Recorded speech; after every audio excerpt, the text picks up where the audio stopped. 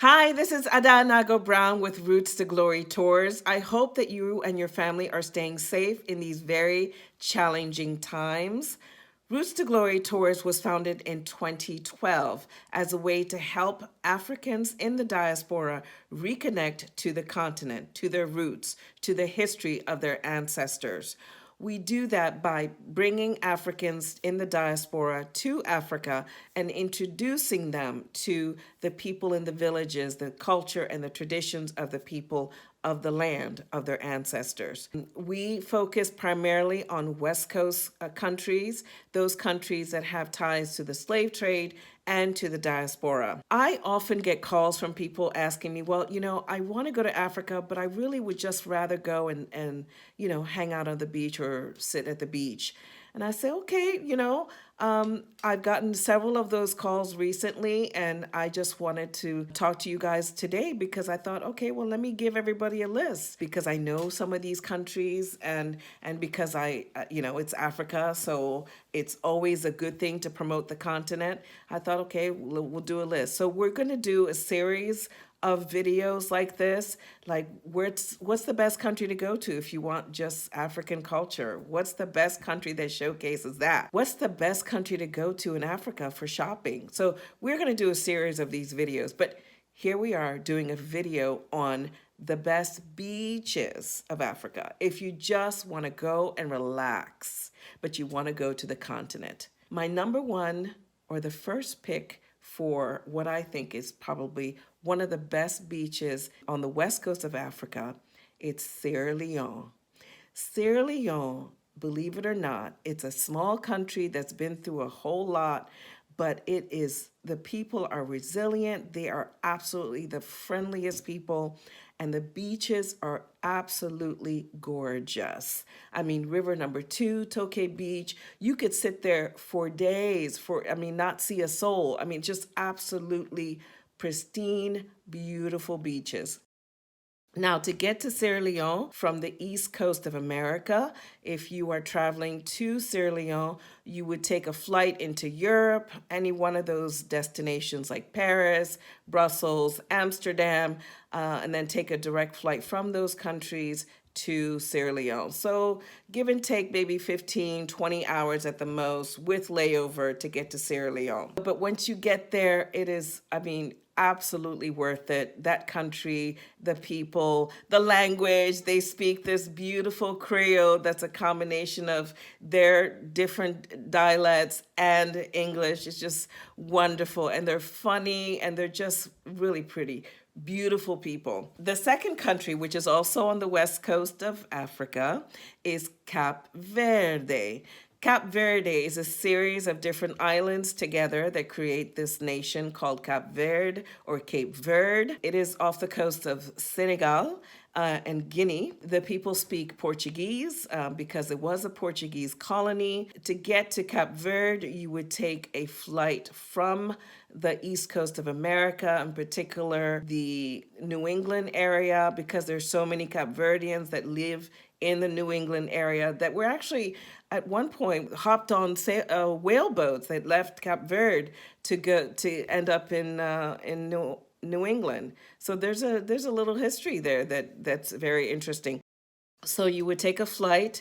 TAP Portugal, which is a Portuguese airline, flies direct from New England to Cape Verde. And sometimes they have layovers from New England to Portugal to Cape Verde. But once you get there, talk about a beautiful island or set of islands. There's an island that you go to that it's just, all of it is just beach. It's absolutely pristine.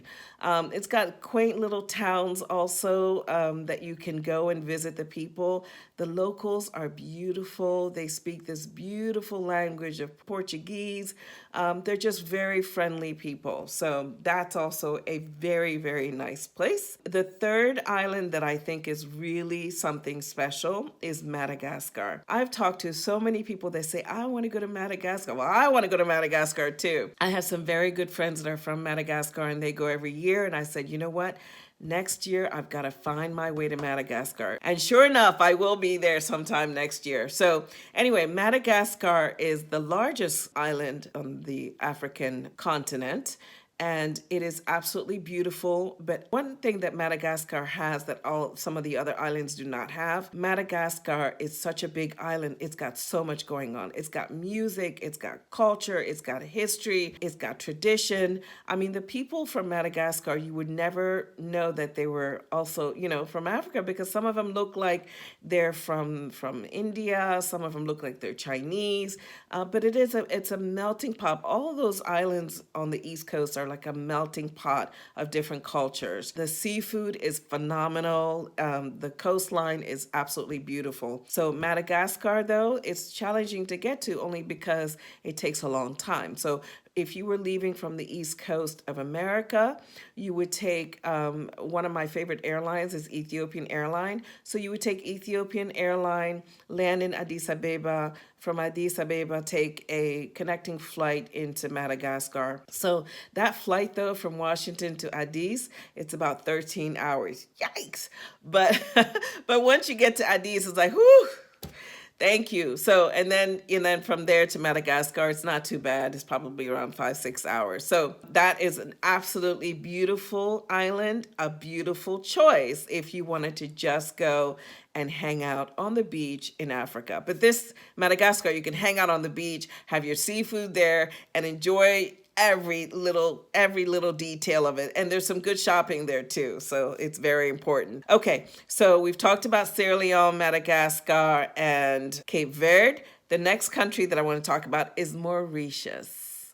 Just the name itself, it sounds so intriguing. So if you are the type of person that wants a lux holiday, I would and you want to go to Africa, consider Mauritius. It's probably one of the, most luxurious places that you can go to. It's got everything. It's got glitz and glamour and coastline and beautiful. And it's also a melting pot of different cultures and traditions and food. I mean, you could tell so much by what people eat. I mean, there's a Chinese community there, there's an Indian community there, there's a Malagasy community there, and so many different groups of people.